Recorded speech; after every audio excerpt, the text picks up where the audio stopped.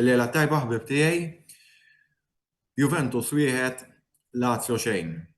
Din kienet logħba mill-kwarti tal-finali tal-Koppa Italja fejn fiha il-Juventus b'gowl lejt minn l-ewwel taqsima ta' Gleison Bremer għamel id-differenza kollha u għaddew għas-semifinali fejn issa fuq żewġ legs iridu jaffrontaw lill-Inter. Niġi għal din il-partita kienet logħba illi finalment naħseb f'din is-sena 2023 rajt l-aħjar prestazzjoni tal-Juventus meta nafu illi f'Jannar aktar rebħa mal-Cremonese kien hemm iktar disfatti milli rebħ, però fid-dawl tal-fatt illi il-Juventus nhar il-Ħadd għamlu waħda mill-ar logħbiet tagħhom inċidentalment kontra l-Monza kif għamlu fl-ewwel round, forsi darba kien hemm iktar ħsibijiet fil-moħħ tal-plejers minħabba l-penalità li qed jiskont tat-tim u forsi mhux qed iħallihom jikkonċentraw fuq il-lob mill-lob ma dabla ma trid dawn huma umani, ġifieri huma stess immaġna u jekk ikolli ngħid anke talbu dialogu mas-soċjetà Juventina biex jaraw x'inhu jiġri.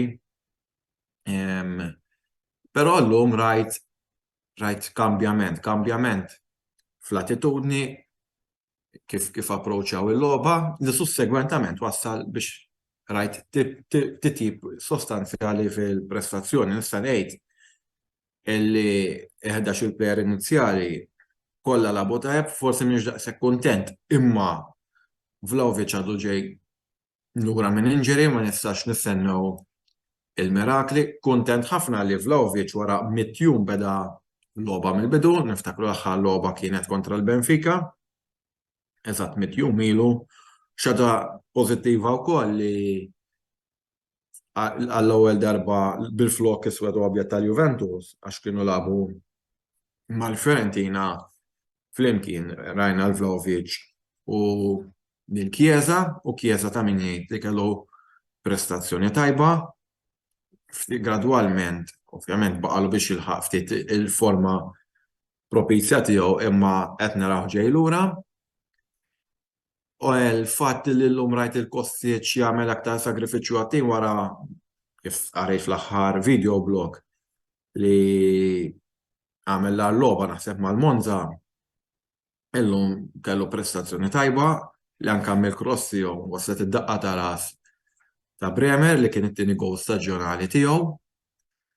U anke il-tibdieliet li saru fit-tieni taqsima Di Maria għalkemm m'għamel xejn ta' barra minn hawn, imma tinduna li huwa plejer ta' livell, ħasra mal-Juventus m'għamilx l-impatt jagħmel, kien tilef miżbilju ċansijiet ukoll u mbagħad kien hemm dik il-bidla daħal Miretti flok Fagioli, kien hemm dik il-bidla sfurzata bejn Quadrado li kien muġruħ u mbagħad daħal Deċilju fost it-tisfir tal-partitari li żgur illum m'għamlux l-Allianz Stadium bejn il-kesħa li kien hemm bejn forsi logħba tal-Koppa Italja f'nofs il-ġimgħa, bejn forsi is-sitwazzjoni tal-Juventus hi dik li hi.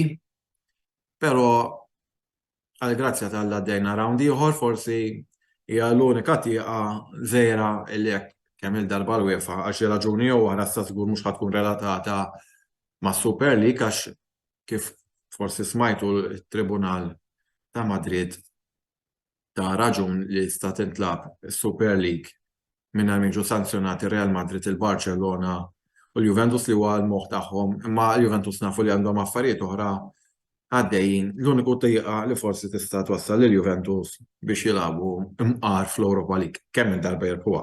Li se tkun faċli kif qed mal-Inter ħadd tkun sfida diffiċli minn issa sa April għad baqa' xarej u nofs tista' tgħid baqa' ħafna xiġri jiddependi mill-forma mill-injuries. Nittama li forsi sa dakinhar u ngħidu rajna xi darba l-Pogba jilgħab għax mhix ġdid. Reġa' ħass ġieħ u llum kien mistenni forsi jingħata ftit minuti ma mhix ġdid. Għadna rridu naraw l-ewwel minuta tiegħu. Rigward dak li kważi tista' tgħid li kelli xinejt. Il-semifinali l-oħra, ġifieri minn ħajaddi bejn l-Inter u l-Juventus, x'ħanejt għandu final fjax li ġdim final. Tista' tilab ma' min tilab, kulħadd ħajtik logħba.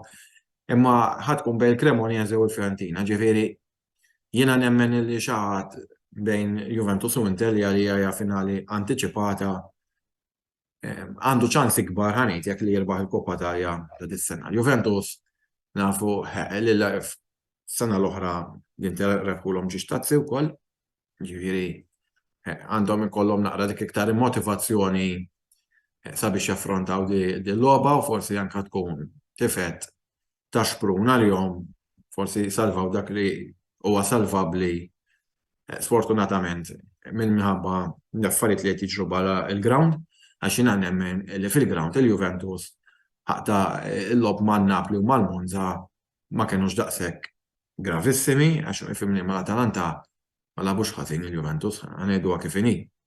Anzi, waħda mill-aħjar prestazzjonijiet meta tqis li kien fit 48 siegħa li kienu għadhom kemm jaqgħu l-penalità. Biss illum rajt Juventus iktar tiġbaħ lil Juventus ta' dawk it-tmien logħbiet li għamlu jirbħu u ma jaqalgħux gowl. Żviluppi fuq x'qed jiġri barra l-ground. Din ġimgħa ftit kien hemm aktar semmejdi ta' Super League qed jingħad di l-iktar jisu ħaġa li forsi anke tinteressa lis-supporter Juventini li qed jiġu mitluba li jitnaqsu ma' di għadha xejn uffiċjali jitnaqsu 20 punt oħra mal-15 li diġà tnaqsu minħabba l-issue tal-pagi li ma ġewx iddikjarati kif suppost kellhom jiġu ddikjarati mal-Federazzjoni.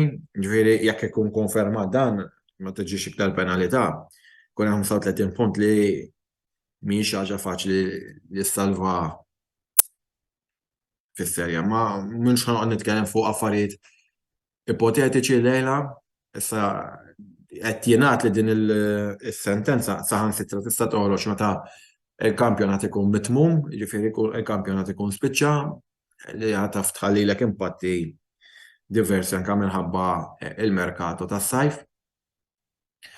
Biss issa nistennew naraw fuq dak il-punt. Issa l-logħba li jmiss tal-Juventus se tkun fil-kampjonat nhar it-tlieta, away ġola rekki kontra Salernitana li mhix logħba faċli xejn, nazzarda ngħid kważi hija konfront dirett fis-sitwazzjoni biex ma niġux jew ma nqgħux iktar l-isfel ħalli ma nkunx daqshekk drammatiku.